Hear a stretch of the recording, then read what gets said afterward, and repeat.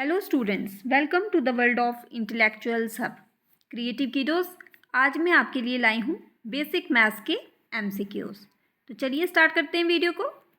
Students, ये जिन बच्चों ने बेसिक मैथ्स ऑप्ट किया है ये उनके लिए हैं, और स्टैंडर्ड वाले बच्चे भी देख सकते हैं इसको। तो आपको अच्छे से ये एमसीक्यूज जो हैं वो करने हैं। ना first is the product of rational and irrational number is. अब आपको पता है ये आपकी प्रॉपर्टी है। तो रैशनल नंबर जो होते हैं वो पी बाई क्यू के फॉर्म में होते हैं और इरेशनल नंबर आपको पता है अंडर रूट होते हैं। तो जब उन दोनों का प्रोडक्ट लेंगे तो हमारे पास आंसर में क्या रहेगा? Irrational number. Now student, second question, if triangle ABC is similar to triangle DEF and triangle ABC is not similar to DEF, then which of the following is not true. अब आपको पता है ये यहाँ पे हम दो ट्राइंगल्स ले रहे हैं, ट्राइंगल ABC और दूसरी हम ले रहे हैं ट्राइंगल EDF। ठीक है, तो अब यहाँ पे हमने इस तरह से ये ट्राइंगल्स जो है वो ले लिए। अब ये कह रहे हैं कि ये जो ट्राइंगल है EDF और ABC जो है ये दोनों सिमिलर हैं। अगर ये दोनों सिमिलर हैं तो इसका मतलब AB जितना होगा उतना ही ED होगा, जितना AC होगा उतना ही EF होगा, और जितना BC है उतना ही DF होगा। नाउ स्टूडेंट्स, अब दूसरे केस में इन्होंने हमें बोला है कि दूसरे केस में हम ट्राइंगल ले रहे हैं, ट्राइंगल ABC और is not similar to triangle DEF।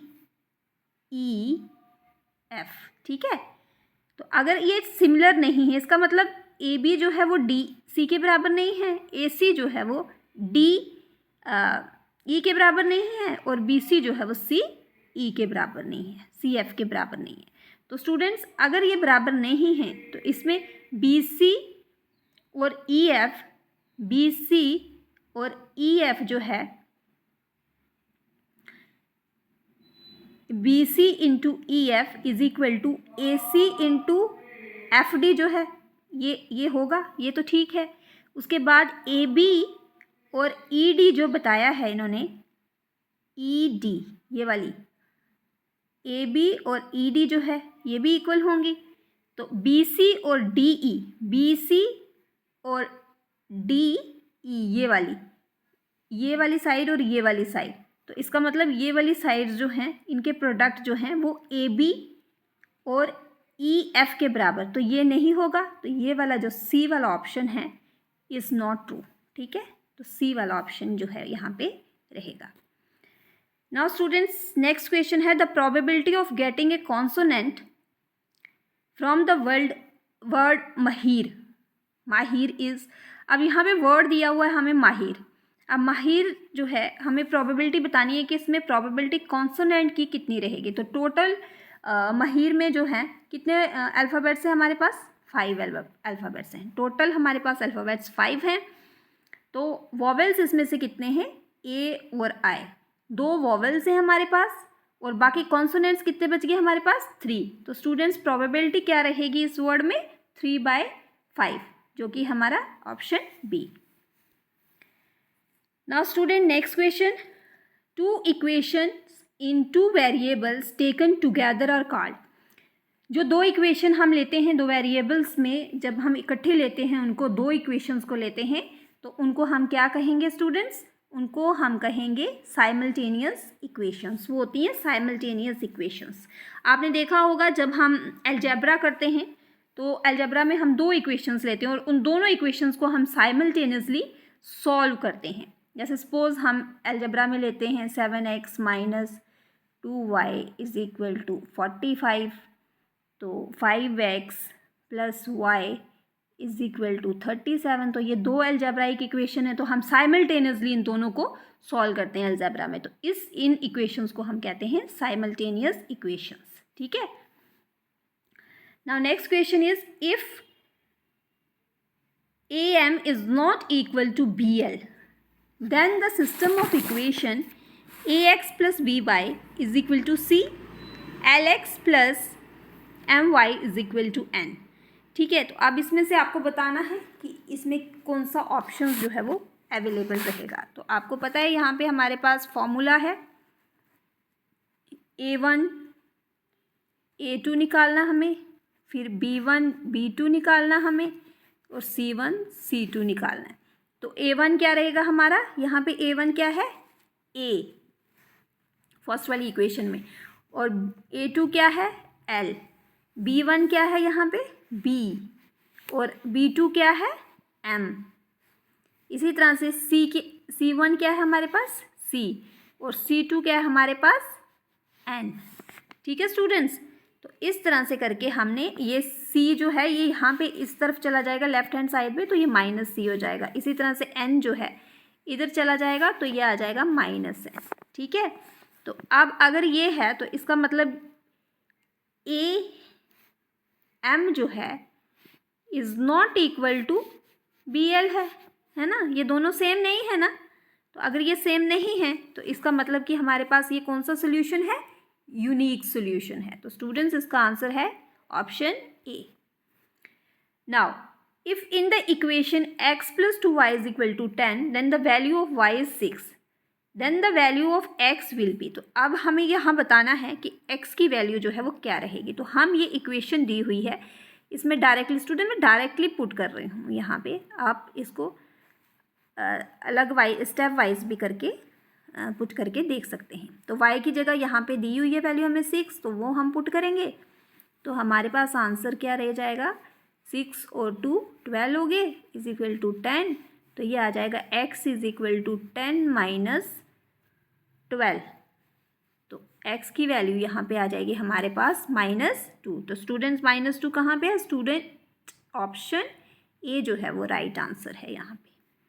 I hope students आपको क्लियर हो रहा है। चलिए नेक्स्ट क्वेश्चन है, the graph of the equation this is. अब आपको पता है यहाँ पे इक्वेशन हमें दी हुई है, तो हमें इसका ग्राफ बताना है कि ये क्या रहेगा। तो हमारे पास इसके लिए फॉर्मूला y = mx + c। ठीक है, तो उससे हम ये कैलकुलेट करेंगे, तो ये हमारे पास एक लीनियर ग्राफ जो है वो हमें मिलता है, that is a straight line.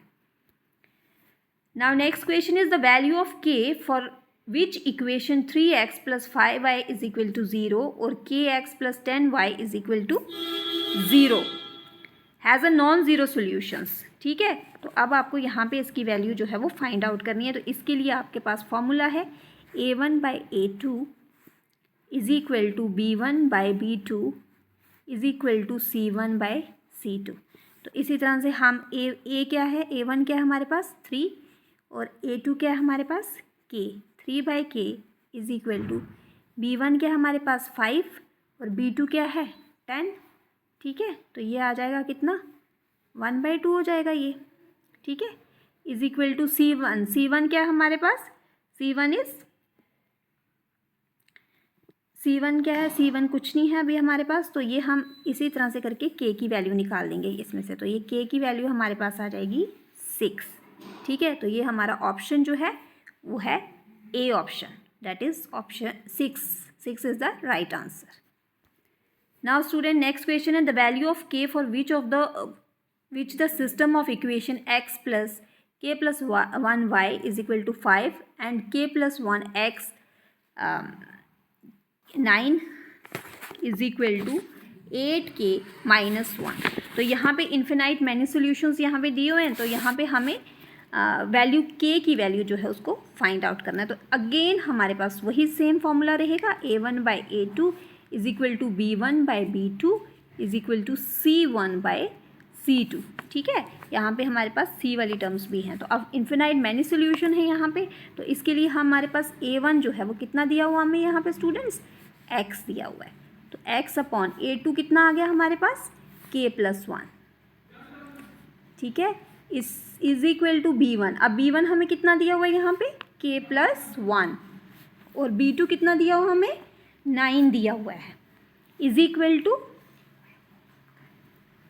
c1 कितना दिया हमें 5, और c2 हमें कितना दिया हुआ है यहाँ पे 8k - 1। ठीक है स्टूडेंट्स, तो इसी तरह से करके हम इस क्वेश्चन को आगे सॉल्व करेंगे।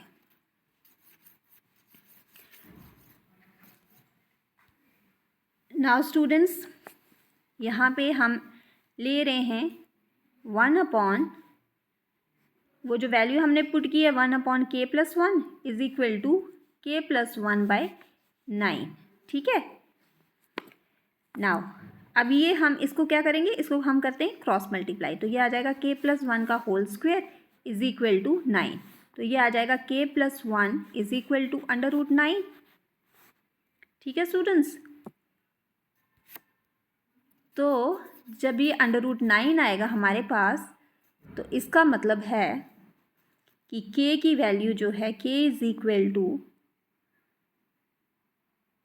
k+1 इज इक्वल टू √9, ये था ना हमारे पास। तो ये आ जाएगा k+1 इज इक्वल टू 3। तो ये आ जाएगा k ±3, ठीक है, ये अंडर रूट में था ना, तो ये +-3 रहेगा। तो k की वैल्यू हमारे पास स्टूडेंट आ जाएगी, एक तो 2 और दूसरा 4। जब हम इसको यहाँ पे लेके जाएंगे तो ये 3 + 1 4 हो जाएगा, और जब 3 - 1 करेंगे तो 2 आ जाएगा हमारे पास। यहाँ पे हमारे पास सोल्यूशन आ गया 2 और 4, 2 सोल्यूशंस हमारे पास आ गए हैं यहाँ पे स्टूडेंट्स। तो अब हमें अपना, ये हमने ए वाली निकाली थी, अब हम निकालेंगे, मैनी सोल्यूशंस हैं तो हम दूसरा भी लेंगे अपना, जो कि है हमारा 1/k+1 is equal to 5/8k-1। तो इसको भी हम सॉल्व करेंगे इसी तरह से क्रॉस मल्टीप्लाई करके। तो ये आ जाएगा 8k-1 is equal to 5k+1, cross multiply करेंगे इन दोनों को यहाँ से ऐसे। तो ये हमारे पास वैल्यू आ गई। तो स्टूडेंट जब हम इसको सॉल्व करते हैं तो हमारे पास आता है k इज इक्वल टू 2। तो अब पहले केस में भी k इज इक्वल टू 2 और इस केस में भी k इज इक्वल टू 2। तो राइट ऑप्शन हमारे पास आ गया ऑप्शन ए, दैट इज 2। आगे हमें करने की जरूरत नहीं है। Now next is the value of k for which of the following equation. अब ये यहाँ पे इक्वेशन दी हुई है स्टूडेंट, सिमिलरली जैसे मैंने पिछला क्वेश्चन किया है उसी तरह से आपको इस क्वेश्चन को भी सॉल्व करना है, और k की वैल्यू जो है इसी तरह से फाइंड आउट करनी है। तो स्टूडेंट जब आप फाइंड आउट करोगे तो यहाँ पे k की वैल्यू जो है वो -1 रहेगी।